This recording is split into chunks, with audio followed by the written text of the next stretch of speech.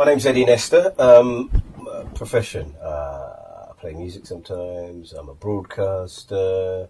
I'm writing blogs. I'm just a survivor. I'm an entertainer.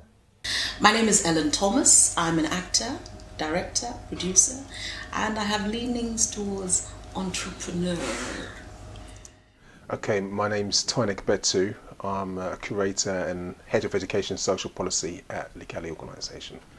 And I suppose I'm a artist, activist, writer, filmmaker, and jack of all trades, master of none, I guess. My name is Ty. I'm a hip hop artist, enthusiast, activist, and just a member of the English black population and the English community as well. My name is Akala, and I'm a hip hop artist and social entrepreneur, I suppose, of some sorts from London. My name is John Z.D. and I'm a hip hop theatre artist, arts programmer, an MC, and a dancer. I was inspired by Muhammad Ali. I kind of just loved the confidence, pure African manhood, the bravado, the principles. It's very rare in that time, and even now, to find someone who was on top of their game, involved in sports, and still prepared to sacrifice all for their principles. And I'm, of course, talking about the Vietnam draft when he refused to fight for the American government.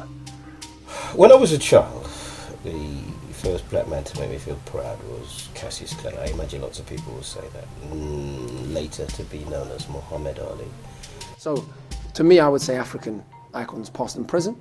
And we would have to go from people like Imhotep, designer of the oldest pyramid still standing, first, the true father of medicine before Hippocrates acknowledged that, to the intellectual culture throughout Egypto-Nubian civilization, to the Mandingo Empire, to the various civilizations across Africa and the pioneers of art, science, mathematics, architecture, some of whom have now names have become lost to history, some of whom have stayed.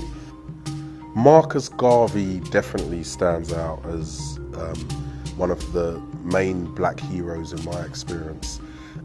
He was one of the first that took a stand around the time slavery still existed quite clearly in Jamaica. The first that springs to mind, Marcus Garvey, for standing up for our rights and our freedom of speech. Baba John Henrik Clark. I'm speechless just thinking about him. There's something about the way he articulates history.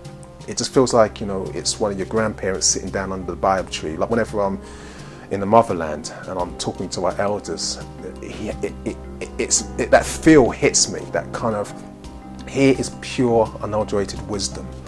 One, I'm going to say Muhammad Ali, and I'm going to say, the reason why I'm going to say that is because basically, for the time that he came from, for the job and profession that he has, which is so ego-based, for him to actually actively represent and shine in the media and be a beacon of black excellence and actually have some sort of integrity is something that is so rare, especially for now. Especially now that we look at modern day and how, Ashley Cole. Anyway, just not impressed with that.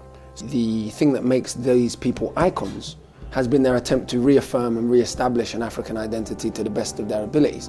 Angela Davis, Afro-wearing, black fist-having panther. She was great for being very outspoken and strong outspoken female in the late 60s, early 70s. For me, I'm going to say, and it might seem a little cliche, but Harriet Tubman, just for the whole kind of thing that she achieved with the line. But I totally admire females like Harriet Sojourner, who just didn't take no for an answer. And you get a feeling that they were like bulldozers, and it was, if you're not going to help me, just get out of my way. And onwards. It has to be done. And yes, why not me? That spirit. Oh, to have that spirit now, wouldn't that be fantastic? Okay, when I look at particular people, I'm looking at the bravery, because at the time, you know, there's a lot, in our current time, there's lots of things that people would never dream of doing because they don't want to get caught out, they don't want to get arrested, they don't want to do all those sort of things. So when I look at the context of what Harriet Tubman did, she really, for me, epitomized strength and actual resolve and integrity. So for me, Harriet Tubman is my first and foremost black female that I'd like to celebrate. And I'd like to start with somebody who started work in Chicago, came along, worked at a local station, but is certainly the only black millionaire I know in America. So powerful is this woman that, you know, they threatened to sue her because she talked about hamburgers. So powerful is this woman that she effectively told us who to vote for, not us because we're not Americans, but who to vote for in the presidential elections. I honestly believe that without Oprah Winfrey's sanction, vote, backing, then Barack Obama would not be American president today. Memphis Minnie and Sister Rosetta Tharpe, who pioneered blues guitar soloing before black men. See, because the tradition of blues solo guitar playing that so heavily influenced rock music, if people do admit that black people were at the root of it, they'll give you Muddy Waters, right? They'll give you Little Richard. But that's because history is not only racist, it's sexist. So they won't give you Memphis Minnie and Sister Rosetta Tharpe, you understand? But those sisters were pioneering this thing before the man. Winnie Mandela, yeah. A lot of people big up Nelson Mandela, and of course you have to big up Nelson Mandela because he did time for the struggle. But Winnie was out there, you know what I mean? In all of them times when Nelson was in jail, she was out there on the front line, risking a lot, you know what I mean? Maya Angelou, I had the greatest honor of working with her and totally love her, totally fell in love with her. Her books just speak to the child, the woman in me. The period when she went to Africa and all those experiences were absolutely amazing. I would like to give them the significant credit of actually being the forerunners for the next and the next and the next generation of people that rap in this country, alongside, you know, Smiley culture and the reggae movement, Cookie Crew, and actually being women with integrity on television. First and foremost, I haven't seen anything like that since. To be honest, I think Miss Dynamite is the continuation of those type of stereotypes in music that we can actually be like, yeah, you know, this girl's never going to chat foolishness. And I think Cookie Crew started that.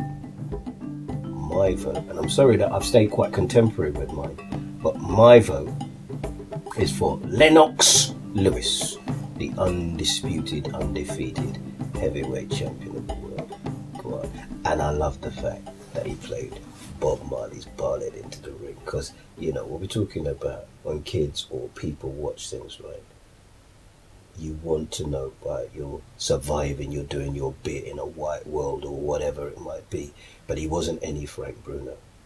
So you have to understand the culture that deeply. So for people of African heritage to think that we're ever going to repair the situations we find ourselves in without an accurate understanding of our own culture and history, and that to understand our culture and history makes us radical or overly Afrocentric, or, you know, to have natural hair, you know, is a statement. No, it's just my natural hair, you know.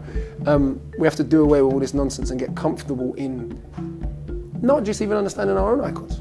From we understand our own icons, we can be much more comfortable in understanding other people's. See, one of the problems with current education, I don't want to veer off too much because I know that the question specifically about our icons, but I think this is important because once you're grounded in your own intellectual culture, you can read Shakespeare and not be intimidated because you know who the African equivalents are. You know that the oldest literature in the world is African, so there's no need for you to be intimidated.